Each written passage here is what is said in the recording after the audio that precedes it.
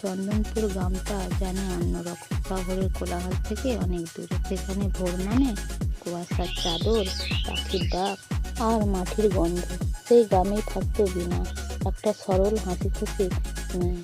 বড় বড় চোখ, গমের রঙের গায়ে রোদ পড়লে যেন ঝিকমিক মারে। ওর স্বপ্ন খুব বড় কিছু না, শুধু একটু ভালোবাসা আর নিজের মানুষকে নিয়ে শান্ত একটা জীবন। আর ইমন, সে কলকাতার ছেলে, বড় হয়েছে শহরের ভিড়, হরেনের শব্দ আর ব্যস্ততার মাঝে। ওর জীবনটা একটু অন্যরকম। বন্ধু, ফেসবুক, মোবাইল সব মিলিয়ে এক আধুনিক ছেলের গল্প। কিন্তু কোথাও যেন একটা শূন্যতা ছিল ওর ভিতরে, যেটা সে নিজেও বুঝতে পারে না। একদিন ইমন মামার বাড়ি আসা হলো চন্দনপুরে। খুব একটা ইচ্ছা ছিল না, কিন্তু মা জোর করায় আসতে হলো। ট্রেন থেকে নেমে যখন মাটির রাস্তা ধরে গ্রামে ঢুকলো, তখনই একটু অন্যরকম লাগতে শুরু করলো। হাওয়াটা আলাদা, মানুষগুলো আলাদা, সব কিছু যেন একটু শান্ত। সেদিন বিকেলের প্রথম দেখা বিনার সঙ্গে। ইমন তখন পুকুর পাড়ে বসে ফোনে নেটওয়ার্ক খুঁজছে। হঠাৎ পিছন থেকে একটা কণ্ঠ, এই যে শহরের বাবু, এখানে নেটওয়ার্ক খুঁজে লাভ নেই। ইমন চমকে ঘুরে তাকালো। তুই কে রে? বিনা হেসে বলল, আমি এই গ্রামেরই মেয়ে, নাম বিনা। তুই নতুন তাই না? ইমন একটু বিরক্ত হয়ে বলল, হ্যাঁ, তো কি হয়েছে? বিনা মাটিতে বসে বলল, কিছু নয়, শুধু ভাবলাম শহরের ছেলেরা এত রাগী হয় কেন। ইমন চুপ করে গেল। এমনই স্পষ্ট কথা কেউ আগে বলেনি। সেই থেকেই শুরু। পরের দিন সকালে ইমন আবার পুকুরে গেল। মনে মনে ভাবলো যদি আবার ডাকা হয়। আর সত্যিই হলো। বিনা কলসি নিয়ে জল তুলতে এসেছে। ইমন হেসে বলল, আজকে নেটওয়ার্ক আছে। বিনা চোখ বড় করে বলল, তুই আবার এসেছিস? হ্যাঁ, তোর জন্য। বিনা একটু লজ্জা পেল, কিন্তু সেটা লুকিয়ে বলল, বেশি কথা বলিস না, শহরের ছেলে খুবই ফাঁকি দেয়। ইমন মাটিতে বসে বলল, আমি তেমন না রে। বিনা একটু থেমে বলল, দেখা যাবে। দিন যেতে লাগলো। ইমন আর বিনার মধ্যে বন্ধুত্ব জমে উঠল। বিকেলে মাঠে হাঁটা, পুকুর পাড়ে গল্প, কখনো গাছের ছায়ায় বসে হাওয়া খাওয়া। এই সব কিছু যেন এক অদ্ভুত শান্তি এনে দিল ইমনের জীবনে।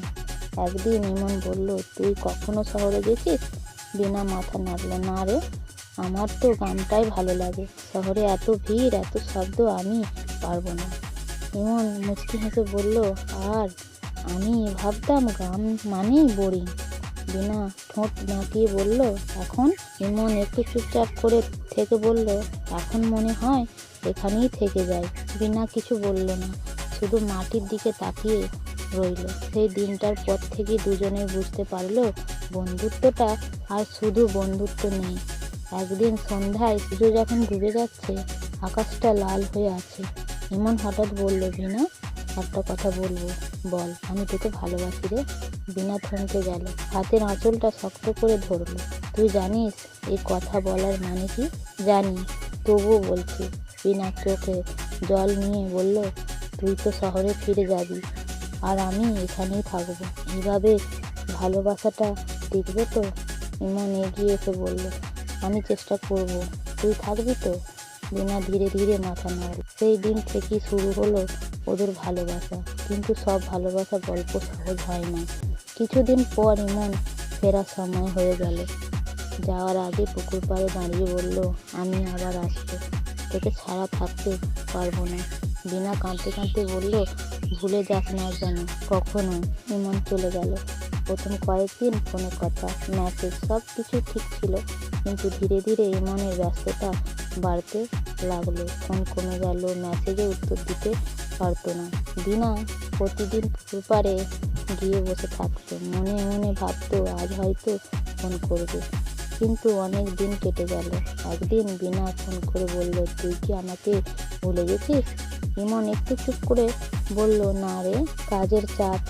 বিনা কাঁদতে কাঁদতে বলল, ভালোবাসা কি এত সহজে চাপের নিচে চাপা পড়ে? ইমন কিছু বলতে পারল না। দিনগুলো আরো কঠিন হতে লাগলো। তারপর একদিন হঠাৎ ইমন আবার চন্দনপুরে এলো। বিনা তখন মাঠে কাজ করছিল। হঠাৎ সামনে এসে দাঁড়ালো ইমন। বিনা বিনা অবাক হয়ে তাকালো। তুই?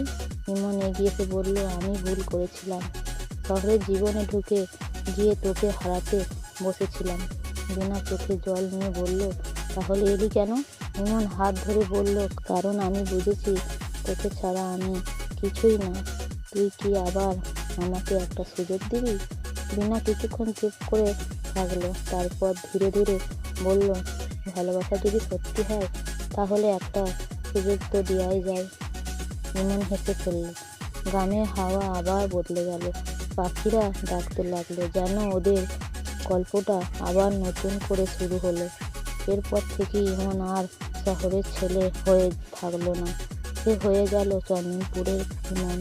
আর বিনা, সে শুধু গ্রামের মেয়ে না, সে হয়ে গেল ইমনের পৃথিবী। তুই বলতেই পারিস এই গল্পটা সাধারণ, কিন্তু ভালোবাসা কখনো বড় বা ছোট হয় না, সেটা শুধু সত্যি হয়, আর সত্য হলো পথ খুঁজে নেয়।